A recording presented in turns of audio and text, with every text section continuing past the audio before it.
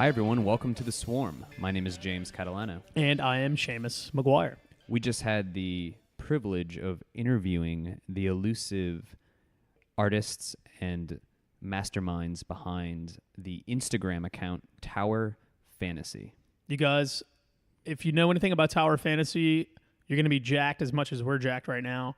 If you don't, go ahead, pause real quick, go on Instagram, and search Tower Fantasy and go ahead and follow them so you know what we're talking about. So Tower Fantasy is kind of this pop cultural take on an empty skyscraper in downtown New Orleans. It's called the Plaza Tower. It's been abandoned since 2002, and this Instagram account kind of highlights, pokes fun at, celebrates, and truly makes this tower a unique icon of the city. And we had the privilege of interviewing them. It's pretty wild. They actually reached out to us some time ago to kind of help facilitate. They just had a recent exhibit with the Preservation Resource Center. Yes. And they reached out to our Instagram saying, hey, would you be interested in kind of helping animate something? Yes, if you go to the Preservation Resource Center, you will see their artwork displayed live. So we actually interviewed them, but we're going to keep with the theme of their elusiveness, and we are going to mask their voice. Seamus, give us an example of how we're going to mask their voice. Okay. This is how we're going to mask their voice. James, isn't this crazy? This is absolutely wild. We did get a chance to interview them. They're very captivating, very interesting. There's 6 to 10 of them. Sometimes there's just one of them. Sometimes there's a few of them. They're kind of moving in and out of the microphone. And enjoy. Enjoy. We are here with the elusive contributors, owners, masterminds behind Tower Fantasy. So can you introduce yourself and explain to us what is Tower Fantasy? Sure. We can introduce ourselves as the identity behind the project known as Tower Fantasy, better known to the public as the Instagram account @Tower Fantasy. And it was a project started kind of with a bigger scheme in mind of it being a broader call for ideas of what to do with the Plaza Tower, 1001 Howard Ave. And the Instagram account was started to kind of start to generate conversations and visual note-taking on what we thought we could do with Plaza Tower and see if we could get some people excited about submitting kind of bigger concepts and real ideas. Well, Tower, I want to thank you for coming on to our show because I got to say I'm a huge Instagram follower and huge Instagram fan. Even before loves Instagram. I do love Instagram. Well before even Cicada was formed, I was following Tower Fantasy. And it was always really just the kind of silliness and playfulness of the account with a building that really desires, some life back to it. And I thought it was always just kind of cheeky and fun. And as we started kind of developing our company and then we started doing this podcast, I never would have imagined that I'd be sitting in front of Tower Fantasy right now. I would guess this is the first time that you are actually talking, right? I mean, this is the first time that people can actually hear Tower Fantasy come to life. Yeah, that's right. Yeah, so far it's just been through words and through imagery. Yep, pictures. Yep. Which speak louder than words. So in some ways we've been speaking for a while. Well, yeah. Why are we anonymous? Why is the tower unknown? Unknown. Yeah.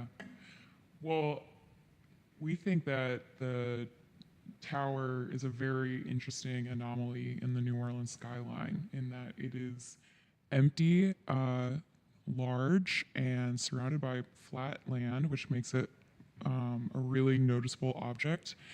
And we think that people see the tower and subconsciously, whether they know they're doing it or not, they project themselves on the tower in some way.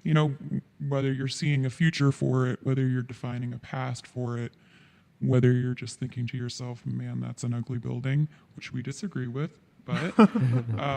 Well, a lot of people I don't think a lot of people know that it's abandoned. Like, a lot of people aren't as familiar with the skyline of New Orleans. Like they'll see it, but it's just in their vision, it's in their periphery. They don't know that it's completely empty. I think that even those that do know it's empty, everyone has a story that they tell themselves and tell others. During Mardi Gras, when we dressed up in the Plaza Tower costume, we had people stop us and say, "Oh, you're asbestos. The building's filled with asbestos." Yeah.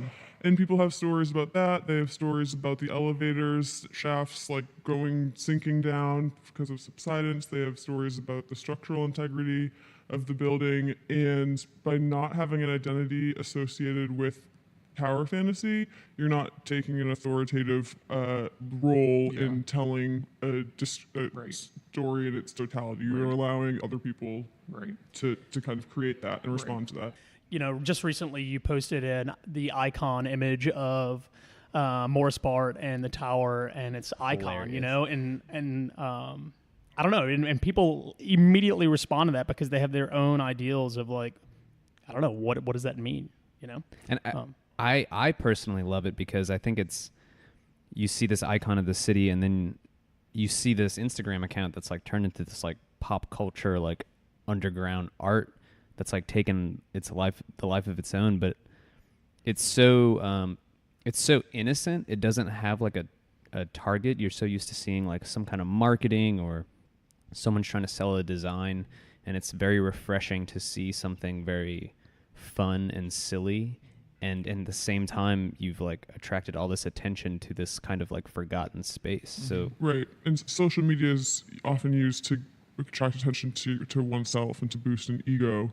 And not that doesn't boost my ego to see to see all the likes or followers or people that are interested in the Tower Fantasy account, but it's allowing the building to speak for itself, and it just like we were saying earlier. It's iconic, just like Morris Bart is iconic in the New Orleans urban landscape because it's so pervasive. You see it everywhere, and you're removed from it. So there's this like personal yet detached relationship. So I want to talk about a little bit about the history of the tower because we've sat down once before for lunch, and you guys give a great kind of background on the history of the tower and what it means to tower fantasy. And I think that plays a large role in why the account was even created, and even before the account, why a website was created. Can you all elaborate a little bit on that? It was originally conceived as like the flagship for a much larger development, or they saw the CBD in that area as an area where there were gonna be all these skyscrapers. I think Spanglenberg had rendering, right? Some of the renderings that we have come across early on are the tower and then a tower surrounded by other towers, which is totally not what you see today. So it's interesting that, you know, and then it also had a very turbulent construction period where funding was lost for a while, and then it was like a stop and go type of. The developers were changing hands and going bankrupt, and people were being put in jail and all this stuff. And it's funny now that like the anticipation does not equal the final result, I guess. Well, we should touch on the fact that the Preservation Resource Center reached out to y'all to actually put on a show, which is this month-long exhibit. And I went to the party this past weekend, and it was so cool. They had all these. Well, how was it attending your own party anonymously? Well, I don't even know if you can even. I mean, I don't. Were you even? You don't have to disclose that you were even there. Were you at this party? Yeah, we were there. We were there. Yeah. I love being anonymous. Yeah. I get social anxiety going to a party where I'm not like the focus of attention. So it was fantastic. It was very fun. So like there are a couple hidden treats. One being the Studio Cicada animations that you guys did, which we loved. But we had a part of the exhibit where we had QR codes set up where you could use them, and they would link to a website that was built in a day. It's insane. Our friend did it for us. That is insane. For the tower. It's very cool. And it hosted, you know, all of these animations and other images that people had sent to us. the point of the story is that not many people knew that those QR codes were part of the exhibit, and so going to the party was like a fun trick for us to like pretend like we're well-informed party goers, you know, or like, oh, I wonder what this is. Like, oh, did you hear? Yeah. Well, you also allowed an opportunity for other people to make their own tower fantasy. Yeah. We sure did. We had a build your own collage station, which was awesome. It looked from the time that we were there, it looked pretty packed. Like there were a couple. There was a lot of grown men, little kids. There was a Yeah. nice mix. Nice mix. Nice mix. But everyone loves crafting. Yeah. And we struggled from kind of when we first started out conceptualizing the exhibit of how do we bring something that's so digital media oriented to the real world, Right. and in lieu of cutting and pasting digitally through like software and Photoshop, why don't we just limit it to scissors and found printed material, Right. and just let people have fun with that because that's accessible to everyone. I'd like to touch a bit on that, but while you have it up, it's so beautifully curated. Can you talk a little bit about the processes behind your posts? I will say the process is a mystery. One, because I don't really fully know it myself, and two, it's too simple to even share. But I will say when we first started, it always started as a conversation of like, you know, not even about the Instagram post yet because that content hadn't even been developed, but kind of socializing the idea of tower fantasy with friends. Like, what would you do if you could do anything with Plaza Tower? Like 45 stories. Like, what do you think it should be? Yeah. And our friends would tell us stories or anecdotes and get excited about it. And we're like, yeah, that's great. And like, we weren't writing it down. There wasn't a project about it. But we would then use our devices and figure out a way to try to collage what they said together. So like one visual snapshot of what they said. Yeah. And then going from there, it really relied on other people's anecdotes because it gets really tiring trying to come up with your own. Yeah. And some of them are made by accident trying to do another Yep. one, and other ones are done a little more carefully. The ones trying to reimagine the tower without the imagery of the tower, those are more challenging, I think, for us. But I think we also try to make it approachable the whole time. I mean, we don't. You have rules, right? Well, see, that's the thing is I don't think we do. Like, it's kind of yeah, we've had conversations previously when we started. You know, like, is this post congruent with our overall thought process and idea for this project? And as soon as we ask that questions, it's like, no. If we came up with something, if someone thought about the tower in a specific way, and we made an image for it, that's enough. Those are the rules. The only you know? rule is no bad posts. No bad posts. No bad posts. I love that. Yeah. We'll get embarrassed or kind of what's it called? Posting remorse. If Regret. We don't, Yeah. we don't get a lot of likes, but there's no reason to ever take any of those down because. But some people send you the art also, right? Like it's kind of a collaborative process. Right. Yeah. We do get we get submissions from people, which are awesome. And we do curate those a little bit, based on What what we we think see they were come trying in. to achieve. Yeah, we've gotten a couple posts sent in where we weren't sure of the intent of the post, and so we had a hard time posting those just with no hesitation. But I think the best guest submissions usually have a story Right. attached to it. We've definitely gotten submissions where people have actually written like an anecdote along with an image that they've generated. People have sent us stories and then asked us to generate an image for that, which was also Really cool. yeah. Because sharing and knowing those stories and hearing the towers, what it represents to folks is Right. really interesting. Right. But I think that where fans or other folks might get it confused is that there is a formula to the aesthetic, and they'll try to follow that, Right. and that doesn't always work out maybe how they had imagined it, or even that's not how we necessarily think about it. Does Tower Fantasy have a favorite post? You've had, I don't have my phone up right now. I don't know how many posts you've done. one that sticks out to me is LaToya Cantrell after she had gotten elected. I thought that was great. I really do love the icon, which was just released a couple of days ago. And, of course, the one when we had first met you guys for lunch and you had posted literally the tower next to a cocktail. I thought that was really funny. But what is y'all's favorite post? So the two posts that I show are one is Melania Trump's eyes, where yes. her eyes that were photoshopped out with the tower's facade patterning. Yep.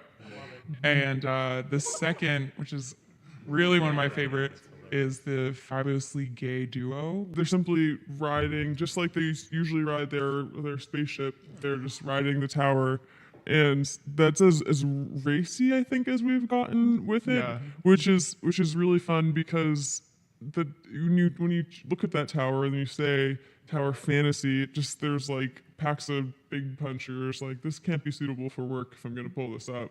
But it's also kind of poking fun at how phallic architecture is just in general. And so, but some folks at the exhibit were, and it's funny how people nerd out on the intellectual spectrum and the playful one. They're like, you'd think it'd be so masculine, but it's such a feminine project. Like it's such a feminine aesthetic, which, yeah, it's just kind of, yeah. That's the thing, too. Like, who's really going to believe that we had Tower Fantasy on today? I think we need to bring in some evidence. We actually do have a very special guest with us. It is the father of one of the Tower Fantasies. Tower Fantasies, one of 7. Come on up. Step in, sir. Please introduce yourself anonymously. I'm part of the hive mind of Tower Fantasy. Welcome. I'm digging it. It is true that Tower Fantasy is here with you, and I can share that part of my DNA is shared by other members of the hive mind that you know as Tower Fantasy. While we have the father of the hive mind here, is there anything else that you can tell us about Tower Fantasy? So, like everyone else, I've got my own observation. It's not just an intersection of art, architecture, history, and fantasy, but it's a relic of history. It's like thrown up on the shores of New Orleans by history. This 1960s enthusiasm for growth and development, and all these failed projects that are left behind, and this is like a monument to that. And it's kind of like the Confederate memorials, also thrown up by history for posterity to deal with. And it's like the Confederate memorials without the racism. Right. But it's so it's this project for New Orleans to deal with. It's a legacy project that the ancestors from the 60s kind of left here for everybody else to deal with. And it's so partly people see reflections of themselves, their own ideas, their own theories. And that's the great thing about Tower Fantasy, is that everybody in New Orleans has got an opinion about it and can join in the fun. So the other great thing about Tower Fantasy is it's a community. And if anything's really going to be done with the tower, it's got to be a collective effort from the people of New Orleans. And I think that the Tower Fantasy family has kind of roots in community development, community engagement, and this is a really creative way to do that through technology and art and architecture, social media, and blog posts. Well, I appreciate the input from Father Tower because Father I did try to Tower. explain this to my parents over the weekend, and it's very difficult to put in a concise way, and I appreciate your summary of the project. There's a correlation between the tower and its expectations, and how did you anticipate where the Instagram account was going? Well, like we had mentioned, the Instagram was originally we were going to use it as an advertisement for a longer form website that we were planning that never got off the ground because the Instagram turned Took out to be over a our much, lives. yeah, and turned out to be a much better platform for the speed at which we like to generate content. So we're already flying by the seat of our pants. Whatever expectations we had when we started are completely changed. But I will say that I think we are interested in just as vague as possibly, we are interested in making this a little bit more of a physical project. So the exhibit is one example of that. I think some in IRL injections. Right, exactly. What does IRL injections mean? In real life, as Okay. opposed to IMM. Are you familiar with IMM? I am not, but you're here to tell us. The creator of the QR code Okay. exhibit has created this term in my mind. Okay. So IMM versus IRL. Right. Got it. Exactly. And I think that originally, and we did an interview with Pelican Bomb of last year, and they asked a similar question, what's next for Tower Fantasy? And we said, our answer was, you tell us. And that's been our mantra for a lot of the project is we're really interested in input from others, and that's what we've relied on for everything this whole time, but of pointing us and kind of the bumper cars or bumper lanes and bowling, of steering us in the right direction. And I think that it's picked up momentum in a way where I think we're ready for IRL conversations with folks that are involved with the building in a capacity that is not creative, that is more financial and actually have a stake in what happens there. And I think that but we're going to continue to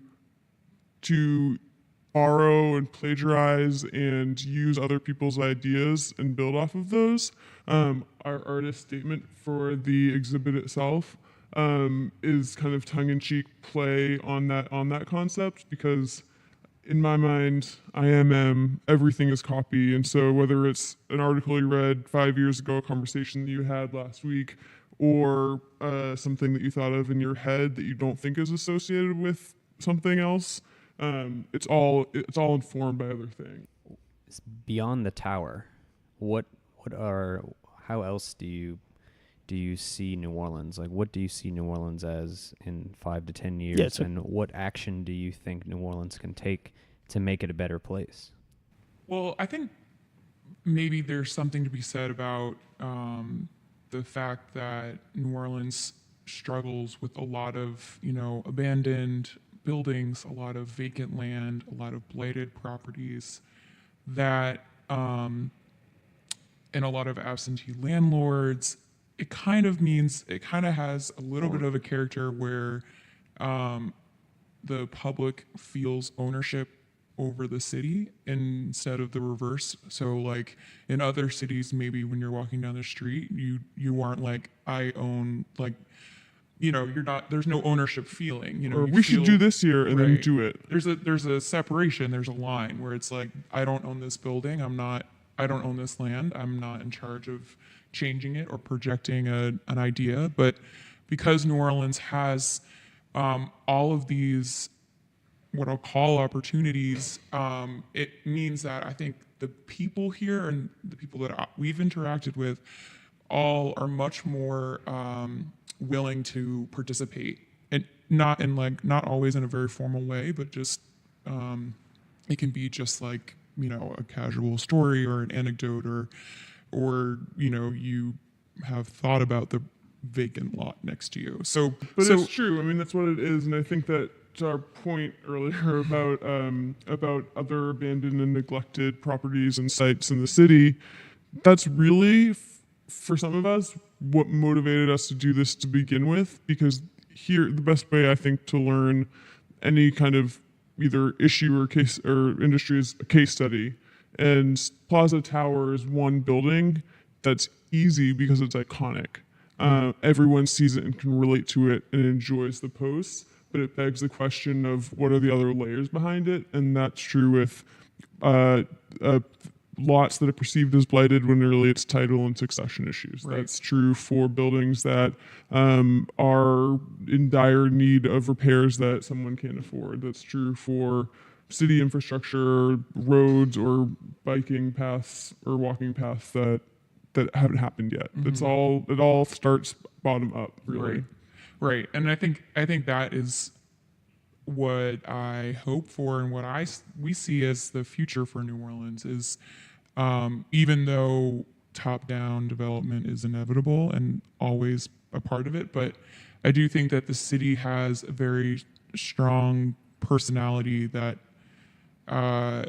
makes it more conducive towards collective imagining, community development, whatever that means. It's Sounds fluffy, but super fluffy. Could sleep on it. Yeah. No, it's great. I think we need to keep this energy going for development in general for the city, because I think it's only best for our citizens, for ourselves.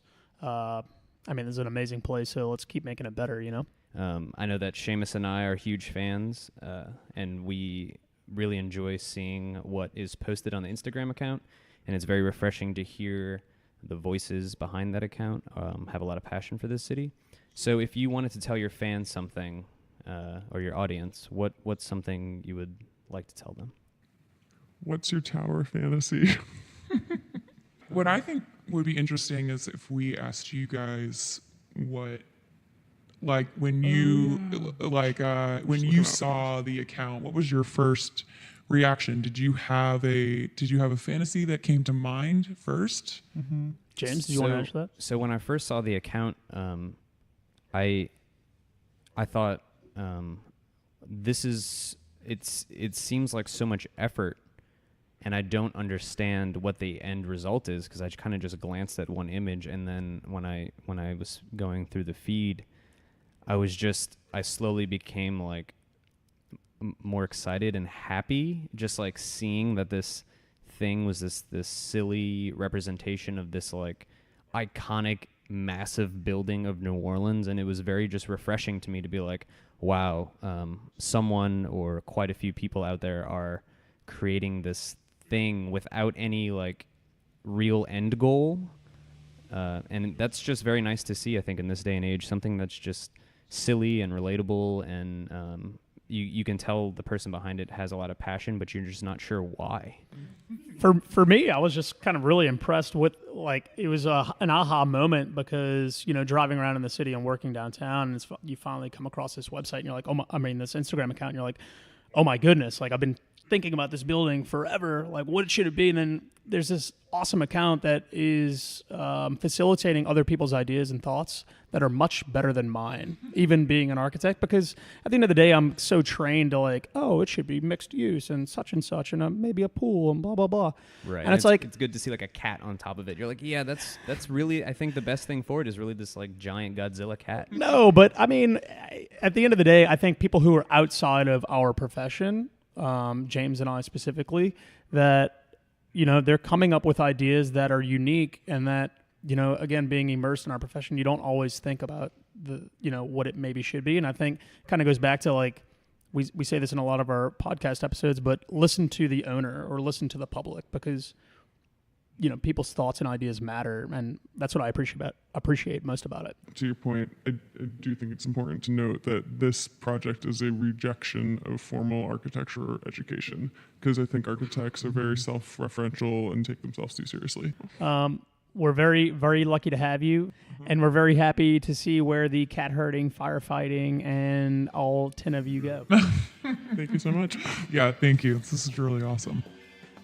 All right, so I hope everybody enjoyed that as much as we did, because interviewing 8 to 9 people that kind of multiplied into 12 is kind of difficult, but amazing. Yeah, all 14 of them were like super captivating, and if y'all ever get a chance to drive by Tower Plaza, you will actually hear the Swarm's jingle resonating throughout. Kyle Ortega, he's in there somewhere. I'm not sure what floor he's on, but I better believe that he's drinking some Brew Carré and potentially some PJ's coffee. So Thanks, Kyle. thanks, Kyle.